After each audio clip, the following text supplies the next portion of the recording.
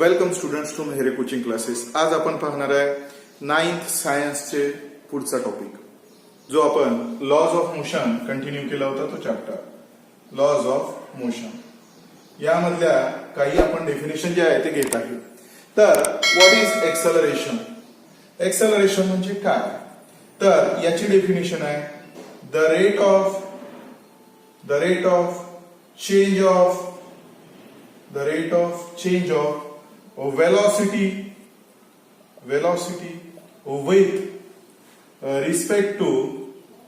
with respect to time.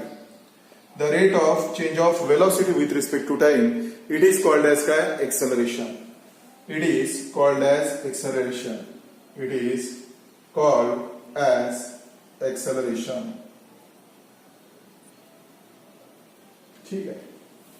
आता याला आपण एक्सेलरेशन म्हणतो. ठीक आहे. आता it is called as acceleration. ठीक आहे.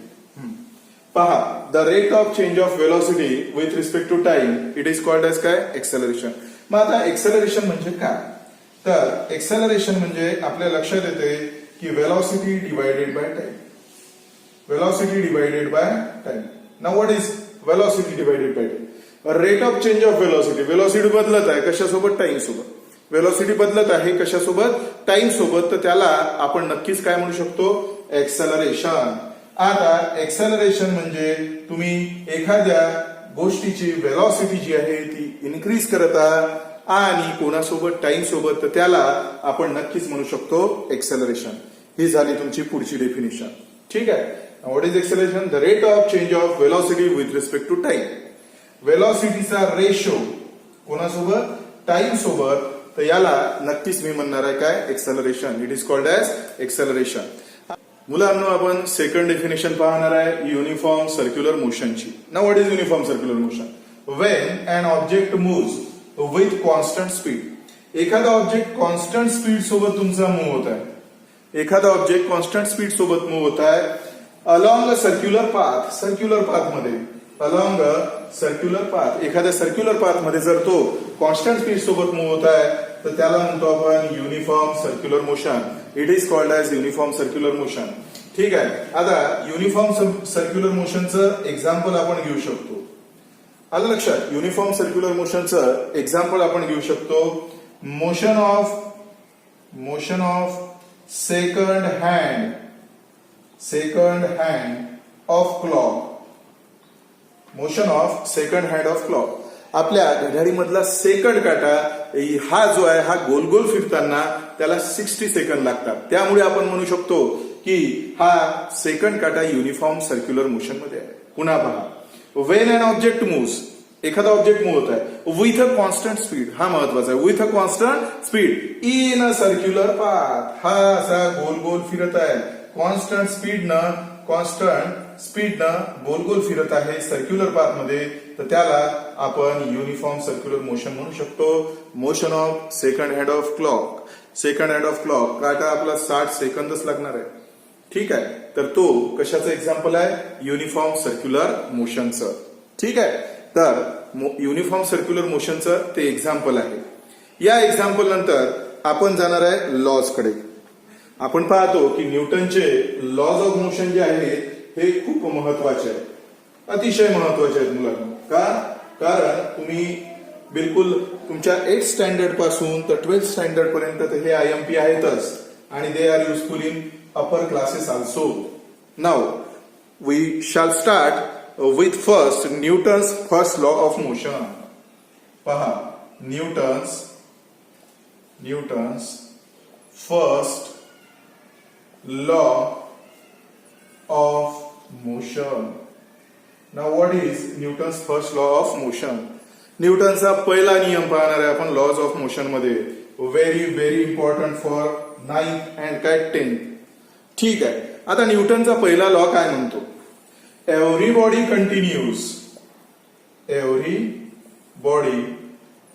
Continues in state of rest or state of motion unless external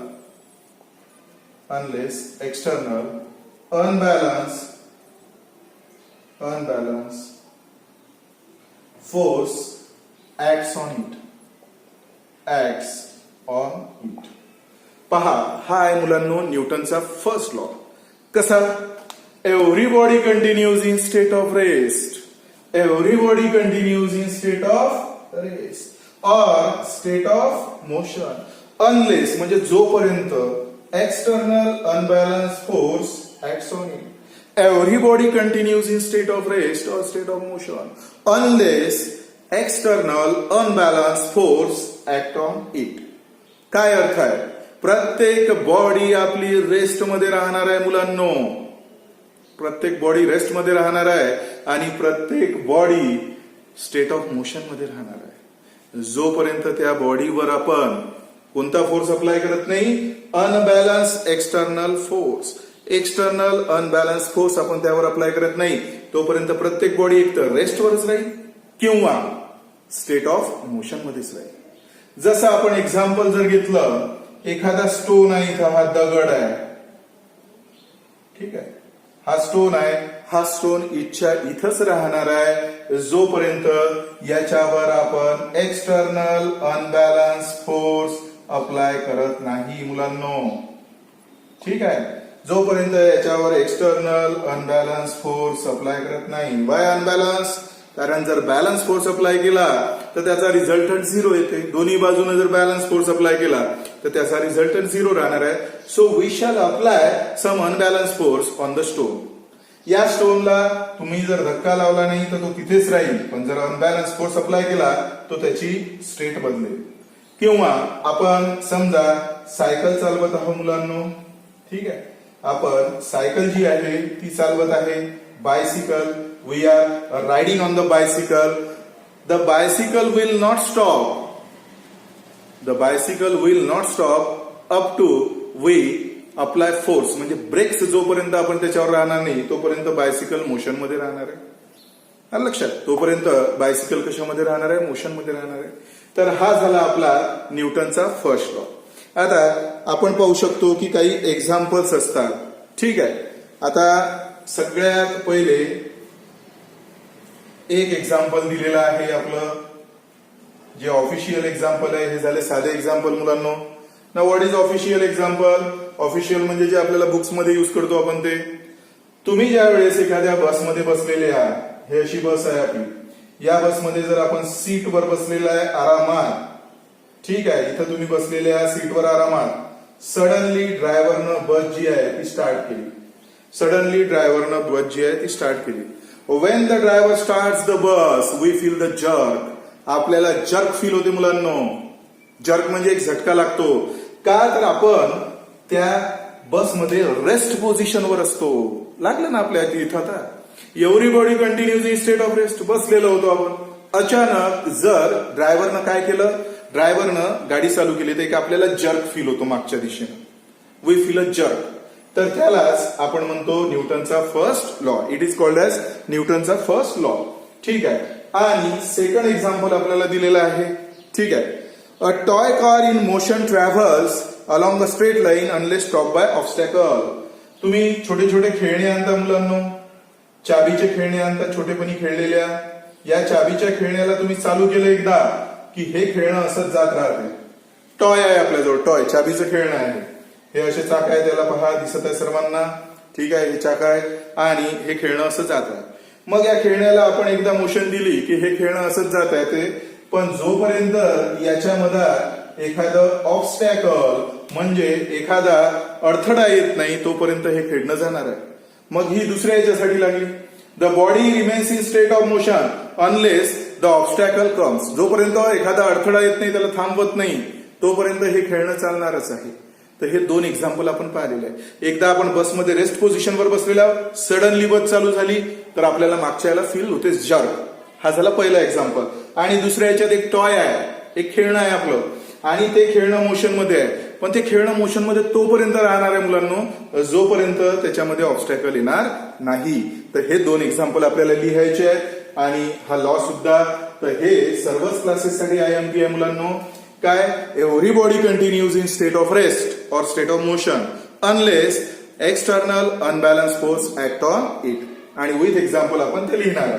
ठीक आहे. पहिलं example, when we are sitting in bus at a rest position, when suddenly bus start,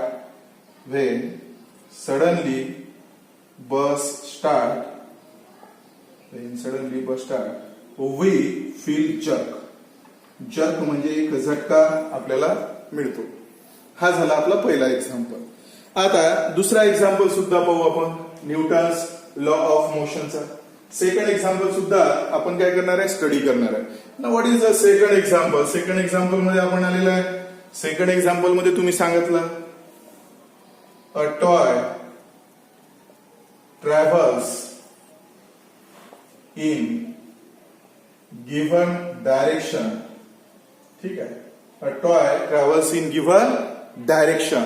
ठीक आहे. पहा इथपर्यंत घ्यावं लागेल. डायरेक्शन अनलेस जोपर्यंत, अनलेस म्हणजे जोपर्यंत आपला ऑब्स्टॅकल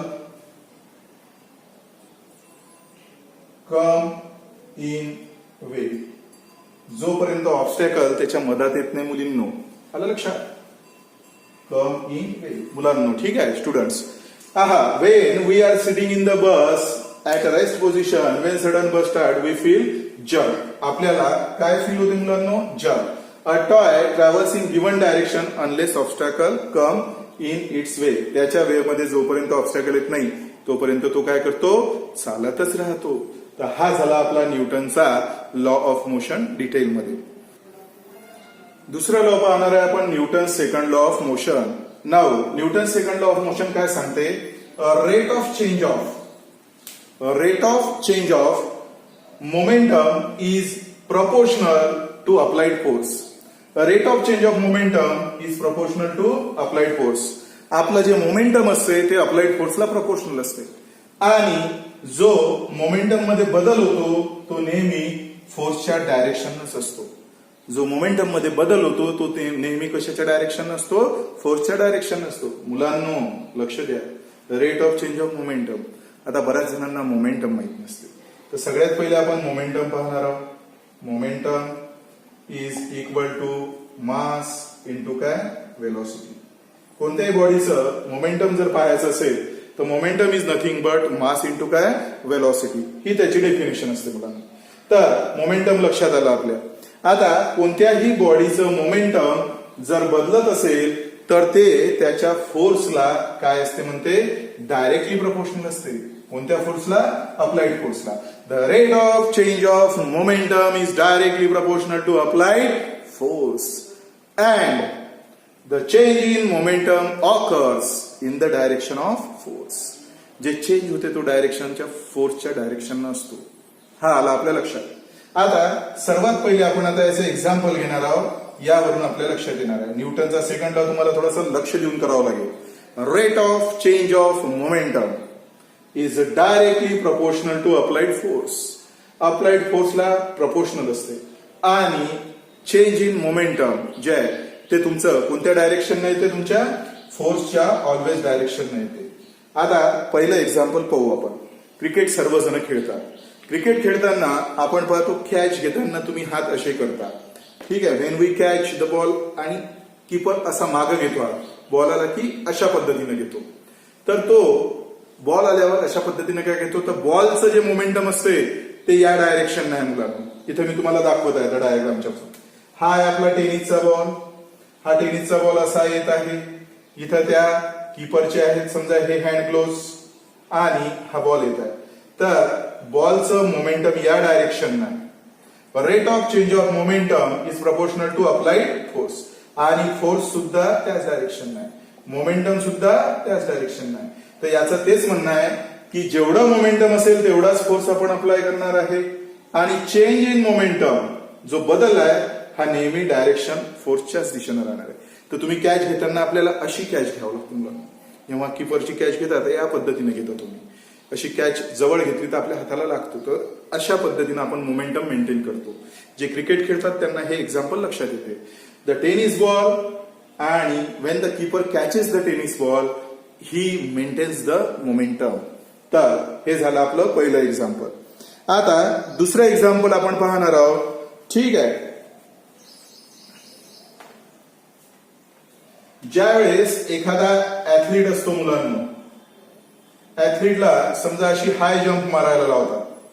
ऍथलीटला अशा पद्धतीनं हाय जंप मारायला लावतात. तर त्याच्या खाली त्याची रबरची गादी किंवा सँड असं असते. तर ऍथलीट हा वरून उंच उडी मारतो. त्याचं मोमेंटम आहे तिथं. तर ते मोमेंटम त्याला फोर्सच्या डायरेक्शनने नेतं आणि त्याला डायरेक्ट सेव्ह करण्यासाठी आपण सँडवर उडी मारायला लावतो. तर हे सुद्धा एक त्याचं एक्झाम्पल आहे मुलांना. ठीक आहे. तर पाठ करताना आपल्याला हेच लक्षात घ्यायचं आहे की the rate of change of momentum is directly proportional to the applied force and change in momentum occurs in the direction of the force. आणि याचं आपण एक एक्झाम्पल लिहून घेणार आहोत. While catching the ball cricketer moves their hands backward. While catching the ball cricketers move their hands backwards. ठीक आहे. Example.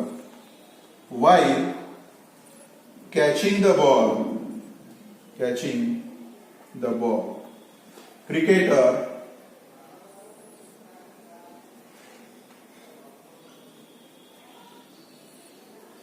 moves their hand backward. मुलांना, while catching the ball, cricketer moves their hand backward. This is nothing but, this is the second law of Newton. Newton's first law, every body continues in state of rest or state of motion unless the external force acts on it. त्याच्यानंतर तुमचा first law.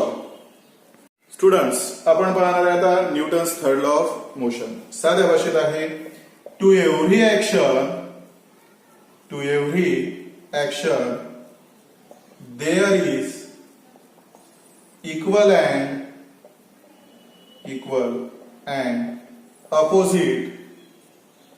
opposite reaction.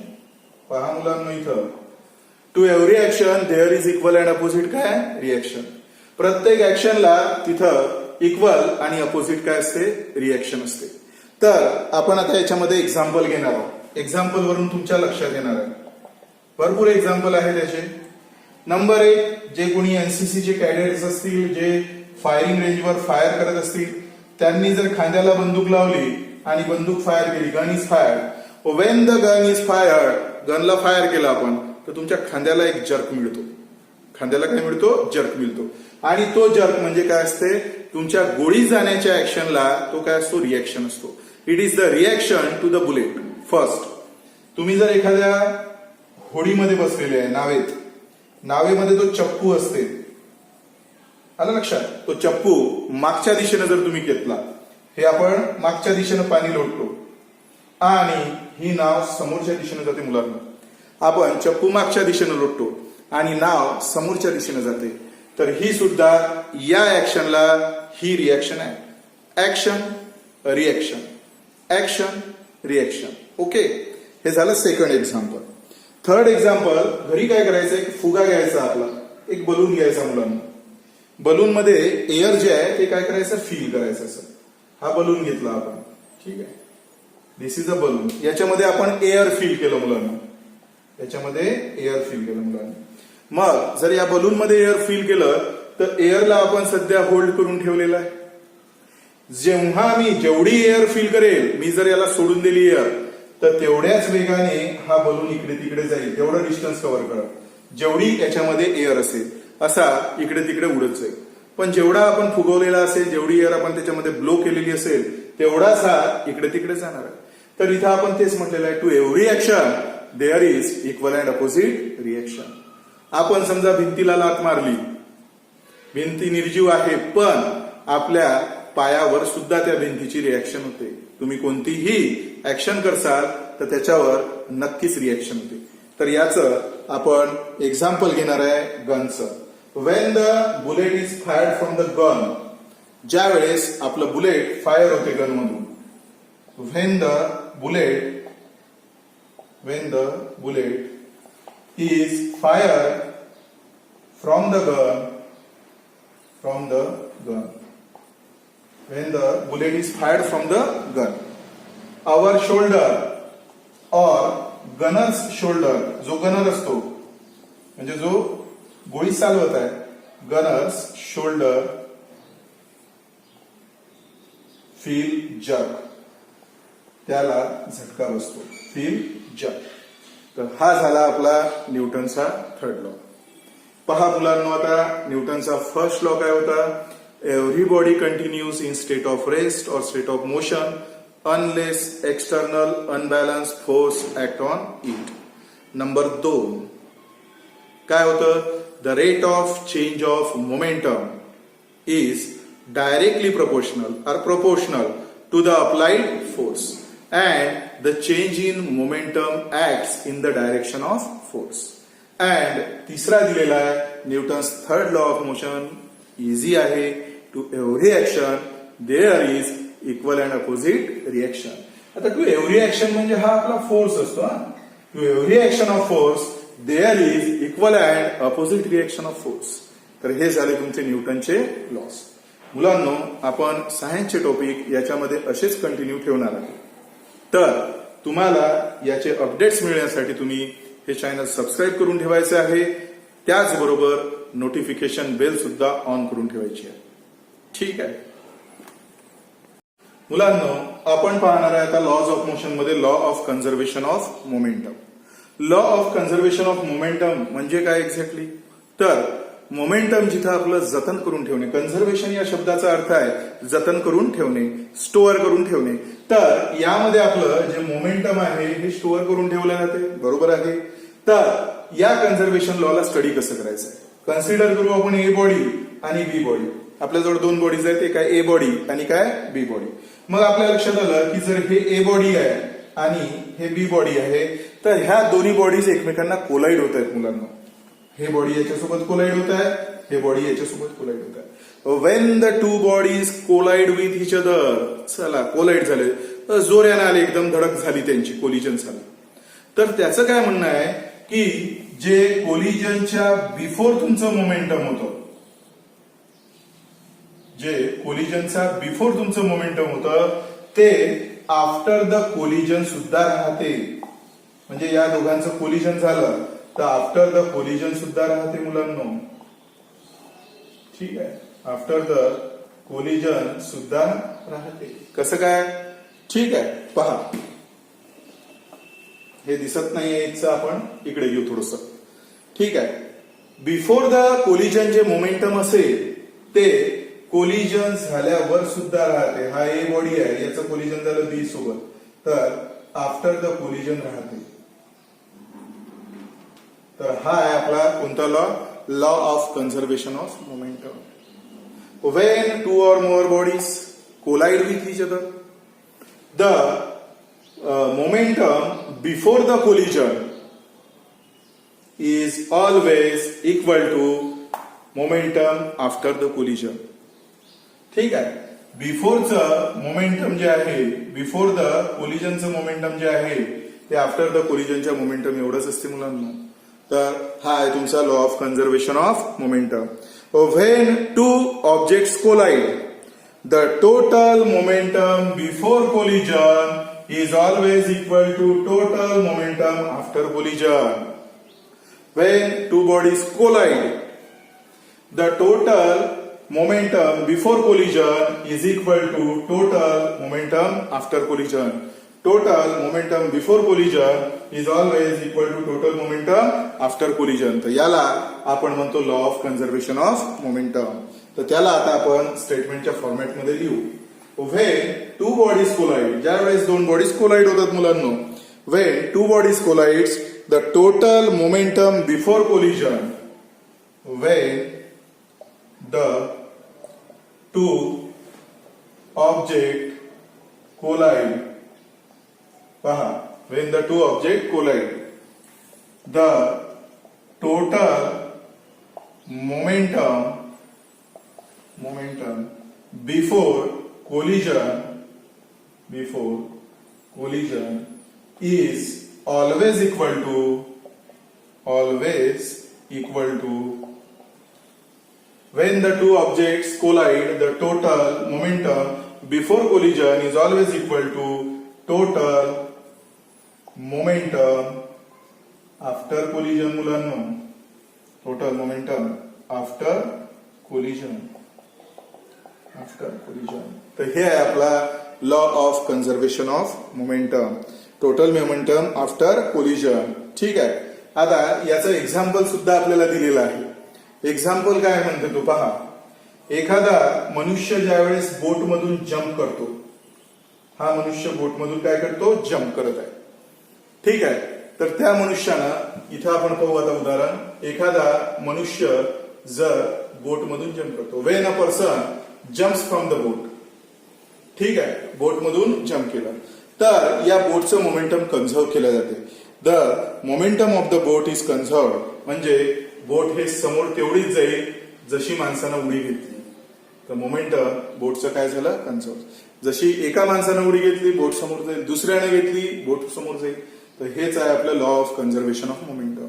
काय, when the two object collide, दोन object collide झाले, तो कोलिजनच्या बिफोरचं momentum आणि ते कोलिजन झाल्यानंतरचं मोमेंटम हे टोटल मोमेंटम इक्वल असते म्हणजे जसंच्या तसं राहते. म्हणून त्याला म्हणतो आपण मोमेंटम इज कन्झर्व्ड. आणि this is nothing but law of conservation of momentum. आता याचं एक्झाम्पल आपण इथे लिहिणार आहे. When a man jumps from the boat. Example पहा. When the man jumps from the boat, jumps from the boat. When the man jumps from the boat. केली jump त्या माणसानं बोटमधून. ठीक आहे. हे इथं आहे. काय होतंय, when the man jumps from the boat, the boat moves. The boat is moved. बोटची मुवमेंट होते मुलांना. बोटची काय होते, मुवमेंट होते, किंवा बोट पुश अवे होते. बोट इज मूव्ड और पुश अवे. तर हे आहे आपला लॉ ऑफ कन्झर्वेशन ऑफ काय, मोमेंटम. असा काही डेफिनेशनल पार्ट आपला झालेला आहे. ठीक आहे. या माध्यमातून तुम्हाला सगळे महत्वाचे व्हिडिओज येतील. तर तुम्ही या चॅनलला आपल्यासाठी सबस्क्राईब करायचं आहे आणि नोटिफिकेशन्स मिळण्यासाठी बेल आयकॉन प्रेस करायचे.